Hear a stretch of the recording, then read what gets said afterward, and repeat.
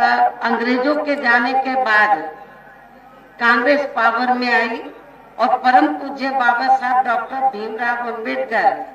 देश के पहले कानून मंत्री बने, तो उस समय बाबा साहब डॉक्टर अंबेडकर ने केंद्र की सरकार को, उस समय की कांग्रेसी केंद्र की सरकार को और खास तौर से पंडित जवाहरलाल नेहरू एंड कंपनी के लोगों को ये कहा था कि मैंने भारतीय संविधान में दलितों, आदिवासियों को जो कानूनी अधिकार दिए हैं उनका सही से पालन नहीं हो रहा है, उनका सही से अनुपालन नहीं हो रहा है, उसका अनुपालन होना चाहिए।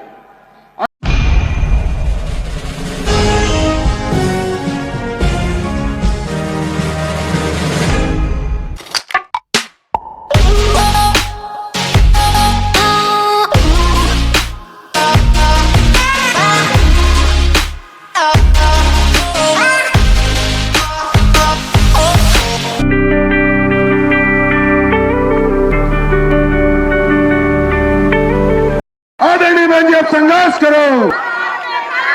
आदरणीय बहन, संघर्ष करो,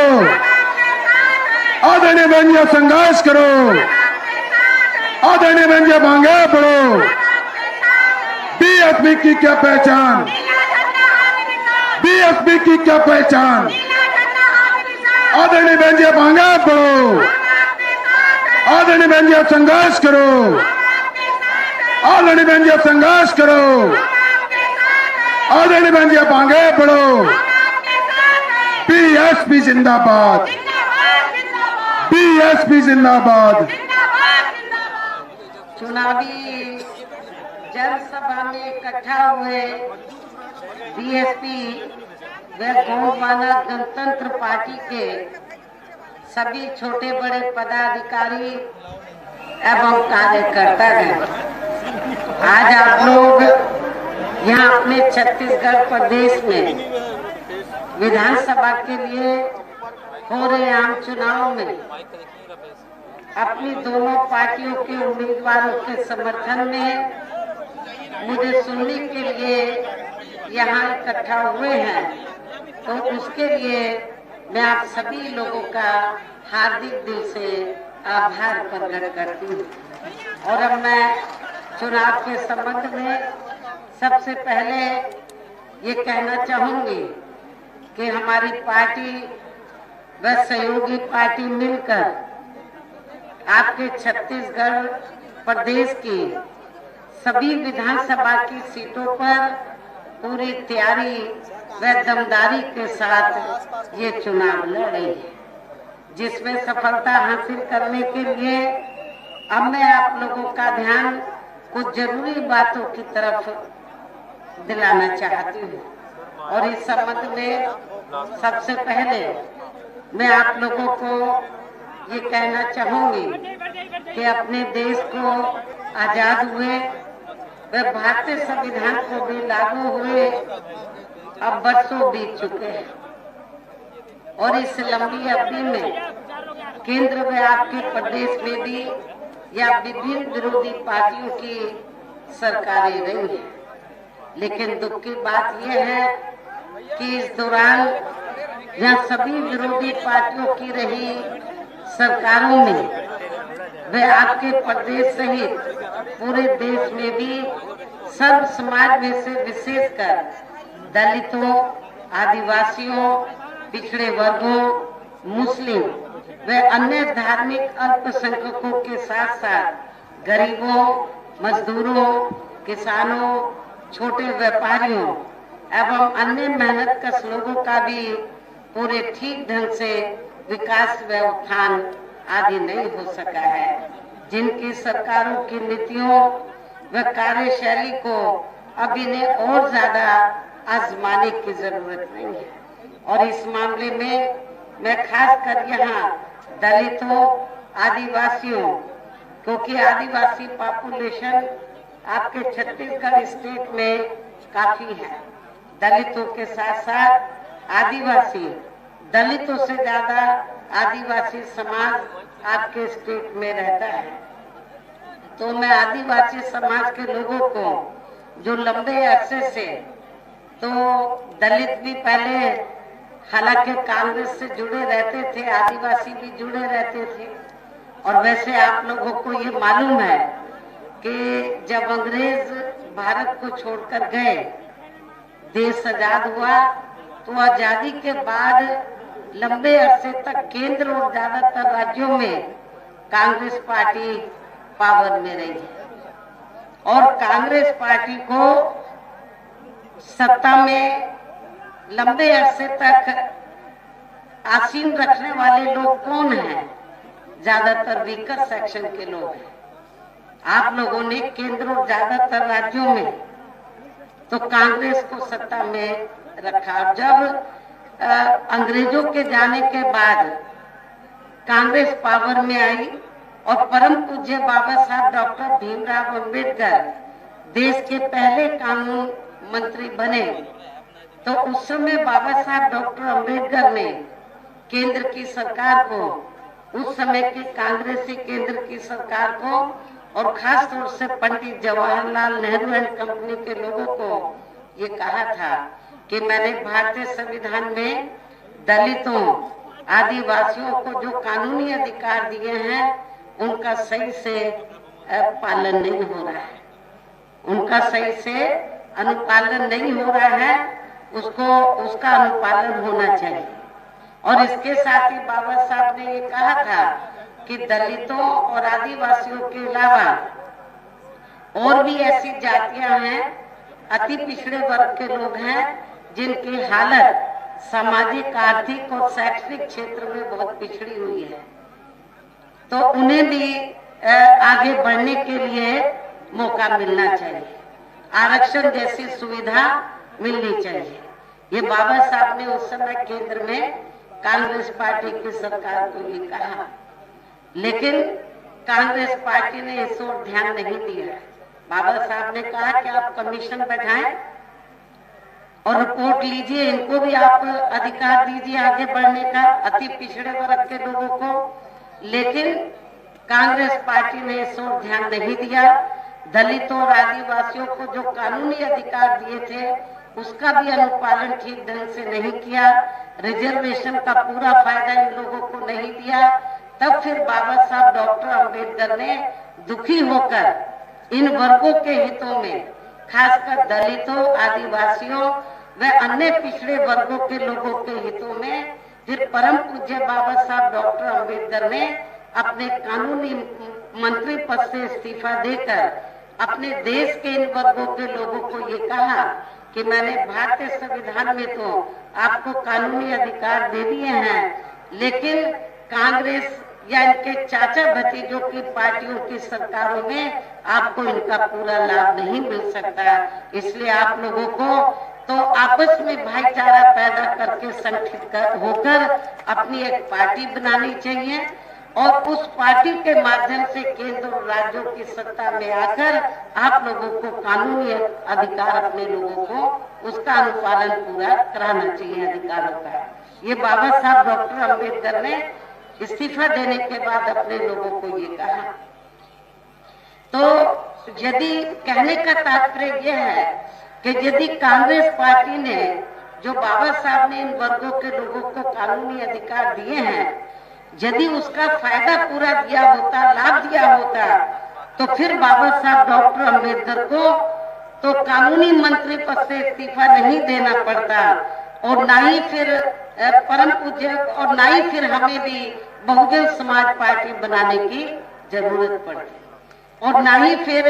गोंडवाना गणतंत्र पार्टी की भी बाद में बनाने की इधर आदिवासी एरिया में जरूरत पड़ती। तो इसलिए मैं आपको ये कहना चाहती हूँ कि लंबे अरसे तक तो कांग्रेस पावर में रही, लेकिन दुख की बात यह है कि इस दौरान यहाँ सभी और भी पार्टियां रही। आजादी के बाद लंबे अरसे तक कांग्रेस रही, उनके चाचा भतीजों की भी पार्टियां केंद्र और राज्यों में सत्ता में रही, लेकिन दुख की बात यह है कि इस दौरान यहाँ सभी विरोधी पार्टियों की रही सरकारों में वे आपके प्रदेश सहित पूरे देश में भी सब समाज में से विशेषकर दलितों,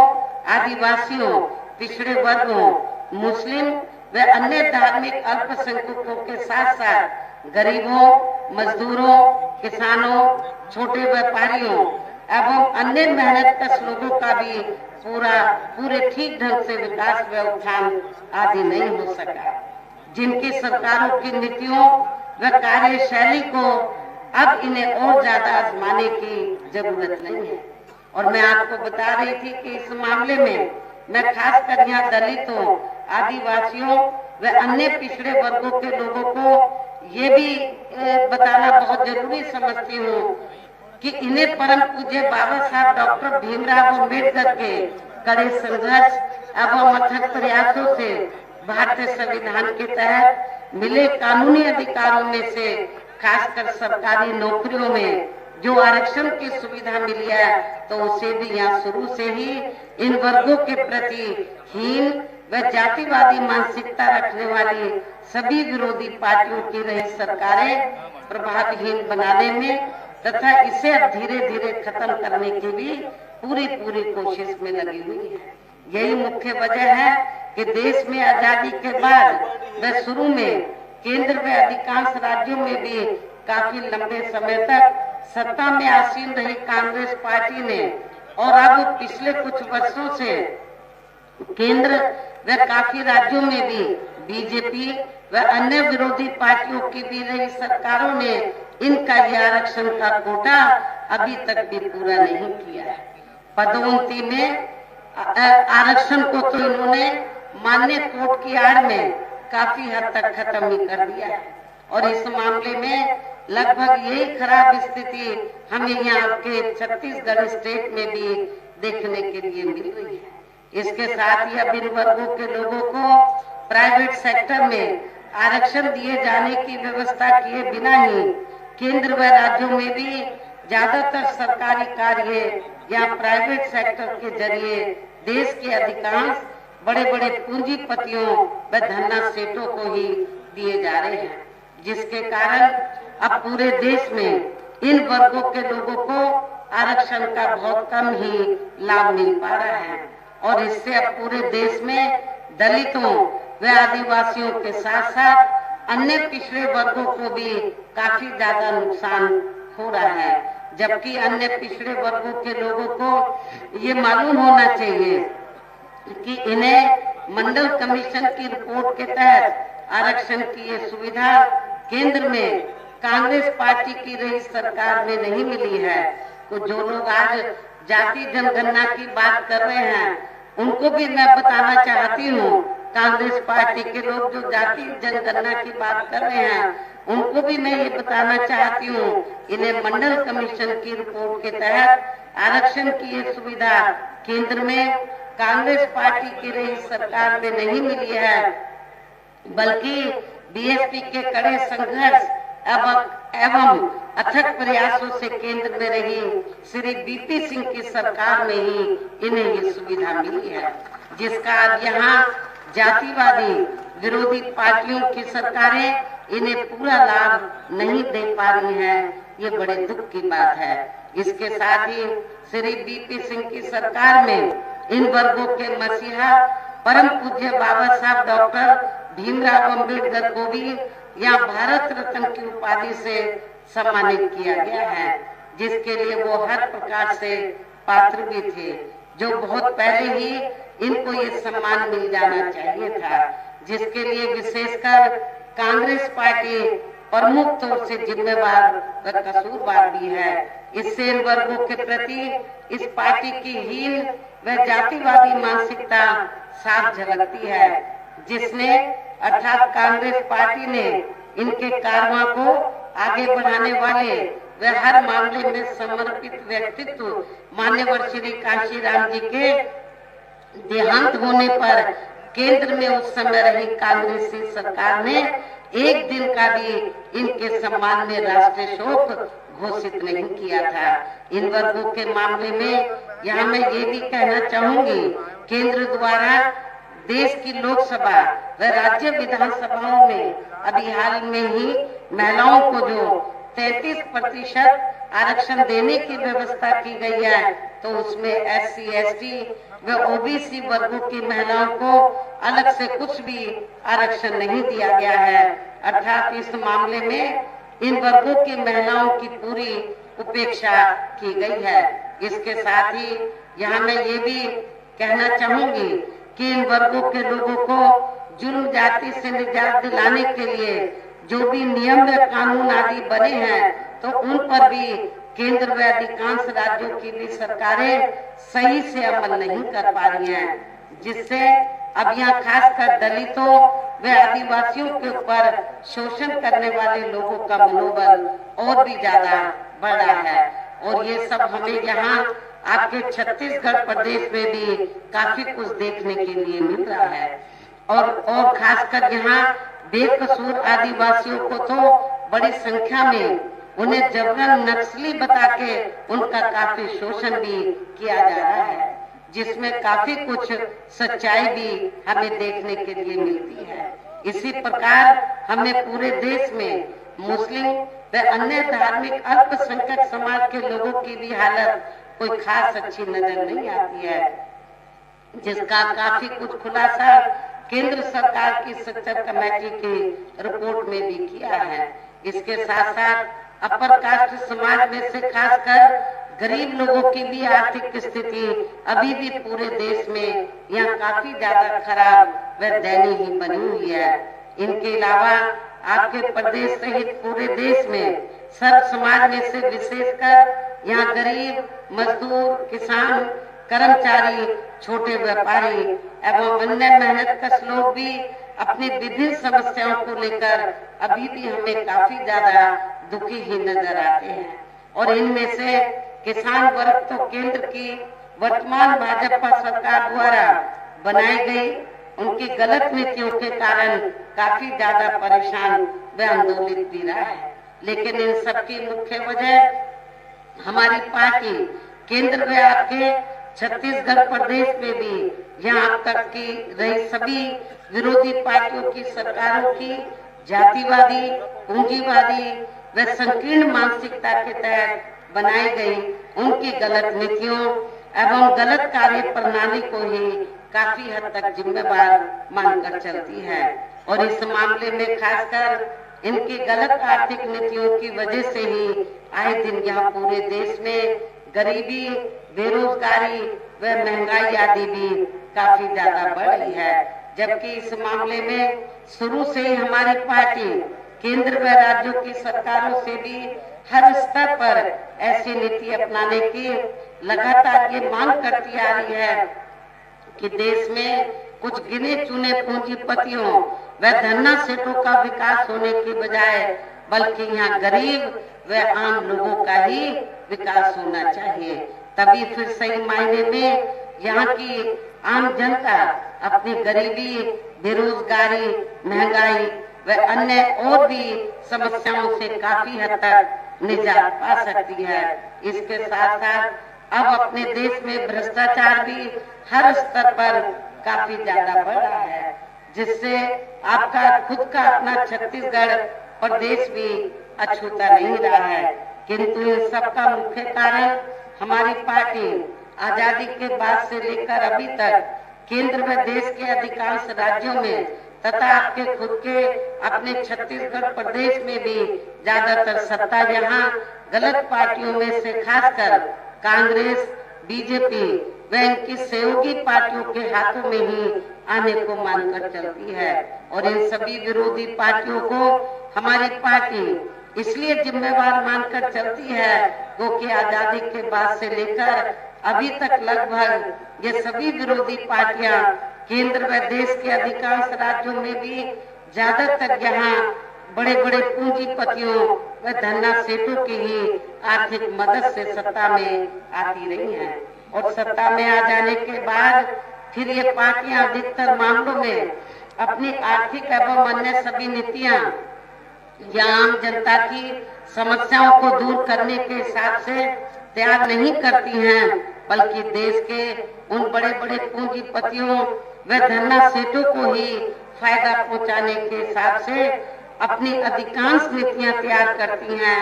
जिनके धन व बल से चुनाव लड़कर ज्यादातर ये पार्टियां केंद्र व आपके राज्य से देश के अन्य राज्यों में भी अभी तक यहाँ सत्ता में आती रही हैं, जिसके कारण ही अब पूरे देश में वे आपके खुद के अपने प्रदेश में भी अभी भी हमें यहाँ सब समाज के लोग अधिकांश मामलों में अपनी विभिन्न समस्याओं को लेकर काफी ज्यादा दुखी व परेशान ही नजर आते हैं, जबकि पूरे देश में बीएसपी ही अकेली एक ऐसी पार्टी है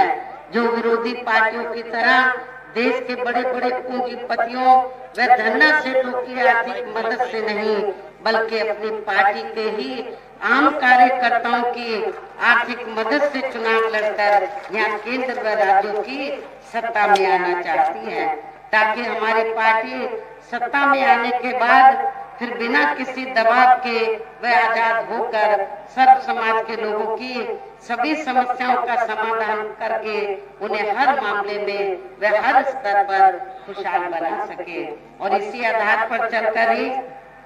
आबादी के हिसाब से देश के सबसे बड़े प्रदेश उत्तर प्रदेश में 4 बार हमारी पार्टी ने अपने नेतृत्व में वहाँ सरकार भी बनाई है, और हमने अपनी सभी चारों रही सरकारों में अपनी पार्टी की विचारधारा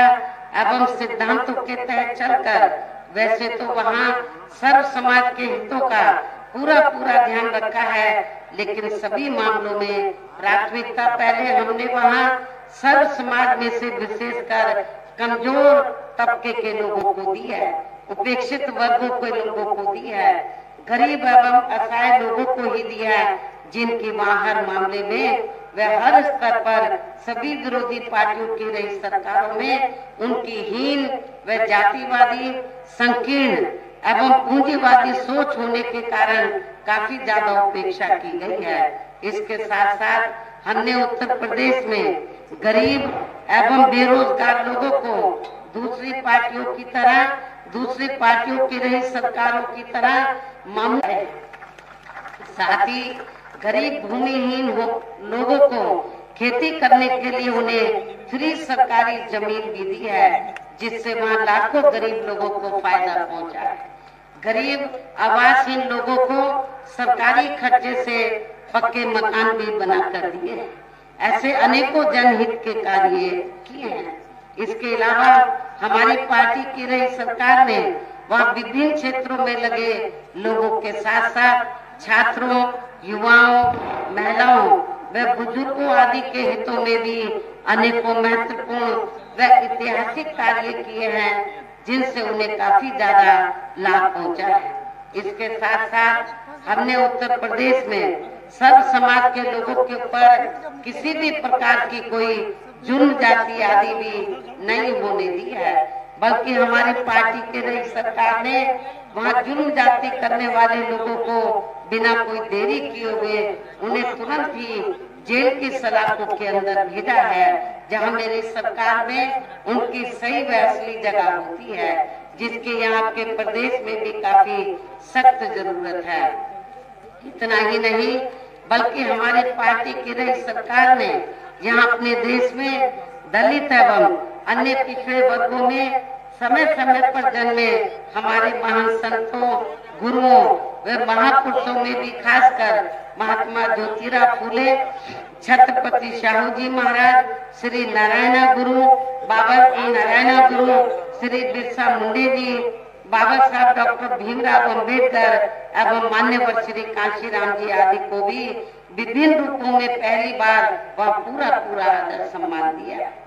वहाँ बड़ा भारी हमने संग्रहालय बनाया, सभी संतों, गुरुओं, महापुरुषों के बड़े स्टैचू लगाए, उसमें हमने वहाँ बिरसा मुंडा जी का भी स्टैचू लगाया था, जिन्हें विरोधी पार्टियों के लोग अभी तक भी आसानी से पचा नहीं पा रहे हैं। इस प्रकार से उत्तर प्रदेश में हमारी पार्टी ने अपने सभी चारों रहे शासन काल के दौरान वहाँ हर मामले में व हर स्तर पर सर्व समाज के लोगों को काफी बेहतरीन सरकार दी है। और यदि आप लोग भी यहाँ अपने छत्तीसगढ़ प्रदेश में आम जनहित के व खासकर कमजोर एवं उपेक्षित वर्गों के हितों में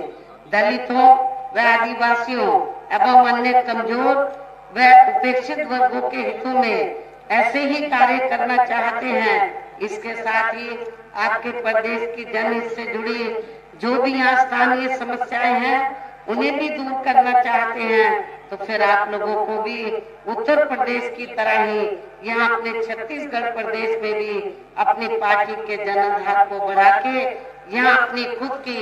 सर्वजन हिताय व सर्वजन सुखाय की नीतियों पर आधारित सरकार बनानी होगी, जिसके लिए अब आप लोगों को यहाँ अपने छत्तीसगढ़ प्रदेश में विधानसभा के लिए हो रहे आम चुनाव में अपने गठबंधन का बेहतर रिजल्ट लाना होगा। और इसके लिए आप लोगों को वोट पड़ने तक यहाँ की सत्ताधारी पार्टी व अन्य सभी विरोधी पार्टियों के साम दाम दंड भेद आदि हथकंडों से भी जरूर सावधान रहना है। और इस मामले में खासकर आप लोगों को विरोधी पार्टियों के जारी किए गए उनके हवाई व प्रलोभन भरे चुनावी घोषणा पत्रों आदि के बहकावे में तो कतई नहीं आना है, जिन्हें ये पार्टियां सत्ता में आने के बाद अधिकांश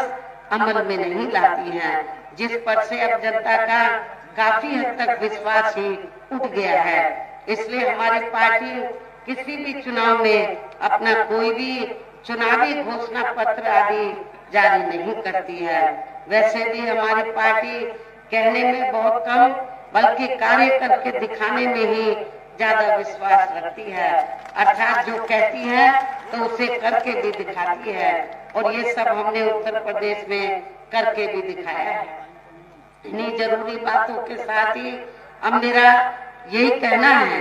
कि आप लोगों को अपने खुद के व अपने छत्तीसगढ़ प्रदेश के भी हित में यहाँ अपनी पार्टी बीएसपी व हमारी सहयोगी पार्टी गोंडवाना गणतंत्र पार्टी की ही मिलकर सरकार बनाना बहुत जरूरी है। तभी फिर यहाँ के प्रदेश में परम पूज्य बाबा लोगों को प्रेरित किया काफी, और इतना ही नहीं लोगों को तैयार करने के लिए, लोगों में राजनीतिक चेतना पैदा करने के लिए उन्होंने आपके छत्तीसगढ़ उस समय स्टेट नहीं था, मध्य प्रदेश का हिस्सा होता था, तो उन्होंने जांजगीर से लोकसभा का ये जनरल सीट थी, लोकसभा का आम चुनाव भी लड़ा था। चुनाव लड़ने का मकसद ये था कि यहाँ पर आदिवासी पॉपुलेशन काफी ज्यादा है, दलितों और आदिवासियों की अति पिछड़े वर्गों की, आदिवासी सबसे ज्यादा है। उनकी दिली तमन्ना थी कि ये लोग आपस में मिलकर, आपस में संगठित होकर, भाईचारे के आधार पर संगठित होकर तो ये लोग सत्ता में इन लोगों को आना चाहिए। मकसद माननीय श्री काशीराम जी का यही था। तो आप लोग यदि इधर आप लोगों को मिलकर यदि सरकार बनाना बहुत जरूरी है, तभी फिर यहाँ के प्रदेश में परम पूज्य बाबा साहब डॉक्टर भीमराव अम्बेडकर एवं माननीय श्री काशीराम जी तथा आदिवासी समाज के महापुरुषों व गुरुओं आदि का भी सही सपना साकार हो सकता है, जिन्होंने कदम कदम पर अनेकों कष्ट झेलकर अपनी पूरी जिंदगी या खासकर कमजोर एवं उपेक्षित वर्गों के लोगों को अपने पैरों पर खड़ा करने के लिए समर्पित की है, जिसे भी खास ध्यान में रखकर अब आप लोगों को यहाँ अपने प्रदेश में विधानसभा का हम चुनाव लड़ रहे, अपनी पार्टी के उम्मीदवारों को पार्टी के बीएसपी के हाथी चुनाव चिन्ह के सामने वाले बटन को दबा के तथा हमारी सहयोगी पार्टी गोंडवाना गणतंत्र पार्टी के भी उम्मीदवारों को उनके आरी चुनाव चिन्ह के सामने वाले बटन को दबा के उन्हें जरूर जिताना है, उनको जरूर जिताना है। और इसके लिए आप लोगों को वोट पड़ने वाले दिन अपने सभी कार्य छोड़कर वे अपने अपने पोलिंग बूथों पर समय से पहुंचकर अपना वोट डालना बहुत जरूरी है। और इस मामले में हमारी महिलाएं भी पीछे नहीं रहेंगी। इसके साथ ही आप लोगों का ये भी पूरा प्रयास होना चाहिए कि जिसमें हमारे काफी टॉप के स्थानीय नेता हैं, श्री दाऊ राम रत्नाकर भी हैं जो चुनाव लड़ रहे हैं, और इनके और बहुत से यहाँ के स्थानीय साथी हैं। तो जिसके लिए यहाँ स्थानीय नेताओं के साथ साथ पार्टी के राज्यसभा सांसद श्री रामजी गौतम और श्री नर्मदा प्रसाद व इनके अन्य और साथी भी पूरे जी जान से लगे हैं। हालांकि मैंने बीच में आपके छत्तीसगढ़ स्टेट के खासकर नौजवानों को में ऊर्जा पैदा करने के लिए, उनको तैयार करने के लिए मैंने श्री आकाश आनंद को भी आपके छत्तीसगढ़ प्रदेश में भेजा है। इन्हें अब मैं आप लोगों का और ज्यादा समय न लेते हुए आप लोगों से यही मैं पुरजोर अपील करती हूँ कि आप लोगों को अपनी पार्टी व सहयोगी पार्टी के भी उम्मीदवारों को कामयाब बनाना बहुत जरूरी है और अच्छे वोटों के माध्यम से उनको जिताना है। और आप लोगों को मैं अंत में फिर ये कहना चाहती हूँ कि कांग्रेस और बीजेपी अब जैसे जैसे चुनाव ये दूसरे चरण का नजदीक आएगा तो ये लोग किस्म किस्म की अफवाहें फैलाएंगे और किस्म किस्म के आश्वासन देंगे। आप लोगों को उनके बहकावे में नहीं आना है। आप लोगों की ये जो दोनों पार्टियां हैं जो मिलकर चुनाव लड़ रही हैं, इन दोनों पार्टियों के उम्मीदवारों को एक तरफा अपना वोट देकर अपनी इन दोनों पार्टियों के उम्मीदवारों को कामयाब बनाना है। छत्तीसगढ़ की असेंबली में जरूर जिताकर भेजना है और मैं उम्मीद करूंगी कि आप लोग अपनी सरकार बनाएं। यदि सरकार नहीं भी बना पाते, कम से कम बैलेंस ऑफ पावर तो आप लोग जरूर बन जाए। तो इस उम्मीद के साथ ही अब मैं अपनी बात यही समाप्त करती हूँ। जय भीम, जय भारत। अब करो विजय की तैयारी, निश्चित है जीत हमारी। अब करो विजय की तैयारी, निश्चित है जीत हमारी।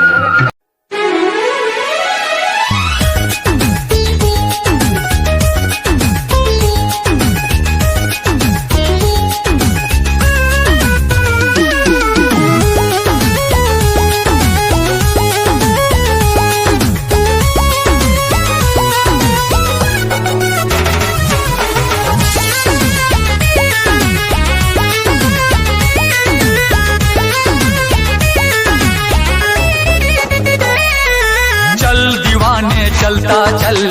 चलता चल तू चलता चल। दुनिया के अन्याय से भीम दीवाने लड़ता चल। चल दीवाने चलता चल, चलता चल तू चलता चल। दुनिया के अन्याय से भीम दीवाने लड़ता चल। नागवंश का नायक है तू, द्रविड़ों का सरदार है। मौर्य वंश का है जुनून, तू भारत का रखवार है। तेरी भुजा में बसा हुआ है,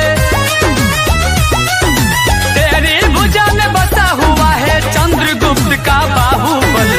चल दीवाने चलता चल, चलता चल तू चलता चल। चल दीवाने चलता चल, चलता चल तू चलता चल। दुनिया